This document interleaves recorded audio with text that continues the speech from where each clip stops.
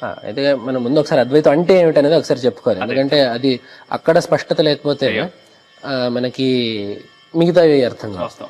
అద్వైతం అంటే చాలా మంది ఏమనుకుంటారంటే అంతా ఒకటే అని చెప్పి అనుకుంటారు. అది చాలా తప్పు. అంతా ఒకటే అనేది కాదు అద్వైతం చెప్పేది. చివరికి మిగిలేదు ఒకటే అని చెప్పి అద్వైతం చెప్పేది. చివరిగా 3 కాలాల్లో మారకుండా ఉండేది ఒకటే అనేది అద్వైతం చెప్పేది.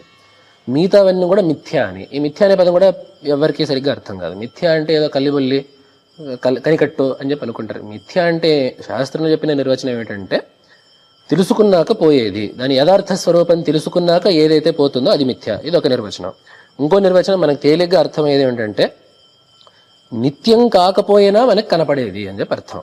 అంటే సత్ అసత్ భిన్నం అని చెప్పి అంటారు శాస్త్రంలో. దాని యొక్క అర్థం ఏంటంటే సత్ అంటే 3 కాలాల్లో ఉండేది, అసత్ అంటే ఏ కాలంలోనూ లేనిది. ఎట్లా అంటే ఆకాశ పుష్పం. ఇప్పుడు ఆకాశ పుష్పం అనేది ఎక్కడ లేదు. శశశృంగం, కుందేటి కొమ్ము. కుందేటి కొమ్ము అనేది ఎప్పుడు లేదు, అప్పుడు లేదు, ఇప్పుడు లేదు, ఇక ముందు ఉండదు. కాబట్టి 3 కాలాల్లో లేనిదాన్ని అసత్తు అని చెప్పి అన్నారు. 3 కాలాల్లోనూ మారకుండా ఉండేదాన్ని సత్ అన్నారు.